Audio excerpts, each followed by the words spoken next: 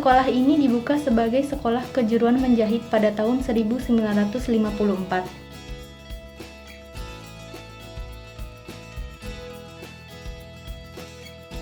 Dan sejak tahun 1945 telah menjadi perguruan tinggi kesejahteraan sosial Osaka.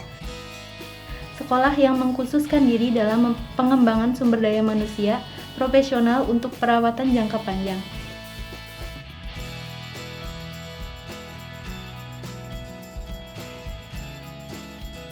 Ini adalah sekolah kejuruan tertua yang disetujui oleh pemerintah sebagai sekolah pelatihan kesejahteraan perawatan jangka panjang.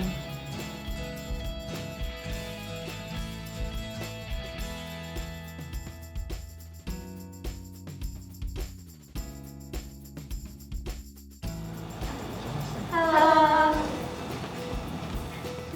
Nama saya Lutfia Yatil Wafa, saya berasal dari Indonesia. Saya akan memperkenalkan Osaka Social Welfare College. Assalamualaikum, nama saya Kartika Dewi, berasal dari Indonesia, akan memperkenalkan Osaka Social Welfare College. Gedung sekolah kami diperbaharui menjadi gedung yang baru pada tahun 2013. Gedungnya terdiri dari 4 lantai, dibagi menjadi 2 jenis, yaitu ruang kelas dan ruang pelatihan praktek. Pertama-tama saya akan memperkenalkan ruang kelas. Pembelajaran di sekolah dalam sehari ada sampai 4 kelas dan setiap kelasnya 90 menit waktu pembelajaran. Mempelajari perawatan jangka panjang pada dasarnya dibagi menjadi kuliah kelas dan studi keterampilan perawatan jangka panjang. Sebelum melakukan praktek, para siswa mempelajari teori dan pengetahuan dasar tentang perawatan jangka panjang. Di sini, ruang kelas untuk belajar. Tiap kelasnya terdiri dari 40 siswa.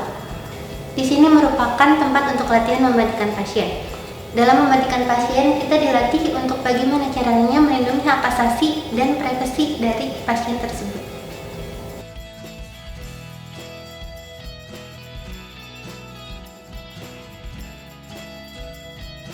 Ruangan ini adalah ruangan untuk praktek pelatihan, dan di sini ada tempat tidur dan ada kursi roda untuk teknik pelatihan.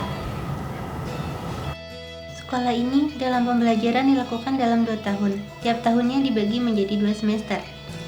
Semester awal dari bulan April sampai bulan Agustus, dan semester akhir dari bulan September sampai bulan Maret. Setelah lulus dari sekolah ini, siswa dapat memperoleh gelar diploma dan menjadi pekerja kesejahteraan perawatan jangka panjang.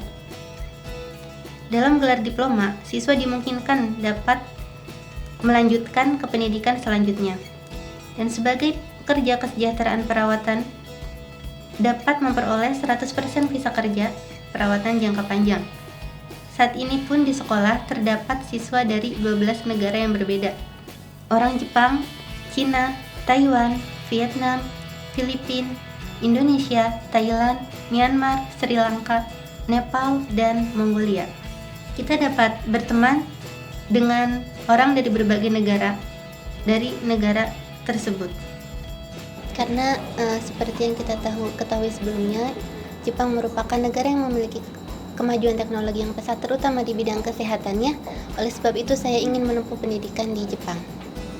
Karena seperti yang kita ketahui, Jepang memiliki kemajuan teknologi yang pesat, dan saya sangat menyukai budayanya yang disiplin dan tepat waktu. Karena itu, saya ingin menempuh pendidikan di Jepang. Karena di sekolah ini bukan hanya orang Jepang saja, dari berbagai negara lain pun seperti Filipina, Sri Lanka, Myanmar, dan Vietnam pun ikut menempuh pendidikan di sekolah ini. Jadi menurut saya bersosialisasi dengan berbagai negara merupakan kesempatan yang bagus untuk saya. Karena di sekolah ini mempunyai pelajar dari berbagai negara, jadi saya bisa berteman dengan teman-teman dari berbagai negara. Setelah lulus dari sekolah ini, saya akan bekerja dan mencari pengalaman beberapa tahun di Jepang. Setelah itu, kembali ke Indonesia dan menerapkan apa yang telah saya pelajari di negara Jepang ini. Setelah lulus, saya ingin menjadi perawat lansia profesional di Jepang. Di negara Jepang sebelum tahun 1987 pekerjaan perawatan tidak ada. pekerjaan perawatan hanya dilakukan oleh tenaga medis seperti perawat. Sejak 1987, tenaga perawat didedikasikan untuk perawat medis dan perawat lansia yang dilakukan oleh perawatan jangka panjang. Contohnya, perawat lansia hanya sebatas merawat kebutuhan sehari-hari dari pasien, sedangkan jika ada indikasi medis, perawat yang wewenang untuk melakukan perawatan. Di negara Asia, tingkat kelahiran menurun dan populasi lansia meningkat. Di seluruh negara Asia diperkirakan jumlah populasi lansia akan meningkat. Oleh karena itu, pentingnya teknologi perawatan jangka panjang akan meningkat. Oleh sebab itu, profesi perawat lansia merupakan profesi yang paling populer dan dibutuhkan di masa yang akan datang. Jadi, dapat dikatakan profesi perawatan lansia ini merupakan pekerjaan yang stabil dan bukan hanya di negara Jepang saja, bahkan di seluruh negara terutama Asia.